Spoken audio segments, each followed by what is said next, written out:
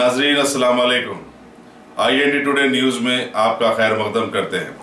आइए देखते हैं ये तफसीलात। कुल हिंद मजलिस इत्तेहादुल मुस्लिमीन के सदर मोहतरम की हिदायत पर कारवान के MLA जनाब कौसर मोहिउद्दीन ने आज रियासती वक्फ बोर्ड के CEO के साथ इलाके अलकपूर का दौरा करते हुए वहां की वक्फ जायदादों का जायजा लिया। वाज़ेह रहे कि इस मौके पर वहां गैर कानूनी तौर पर बनाई जाने वाली एक मंदिर का भी उन्होंने मुशाहिदा किया और हुक्काम को इस सिलसिले में जरूरी हिदायत जारी की। साथ ही वहां की एक वीरान मस्जिद में शराब नोशी करते हुए कुछ नौजवान भी उनकी नजर में आए।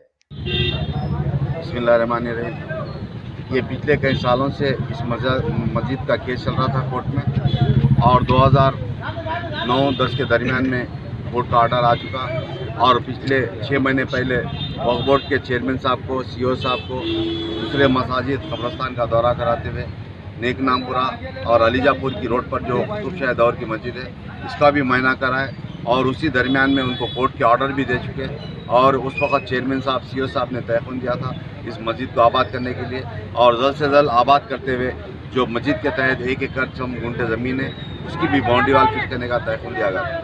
मगर ये रात के टाइम कल या दिन के टाइम कुछ नामालूम अफराद यहाँ पर एक पत्थर को चूना डालते हुए नारियल फोड़कर कुछ हुक्म लगाकर शर पैदा करने की कोशिश की गई।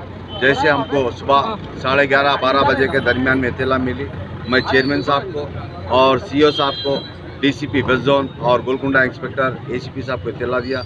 जैसे इत्तला देते ही उन लोग यहाँ पर मौके वारदात पर पहुँचे।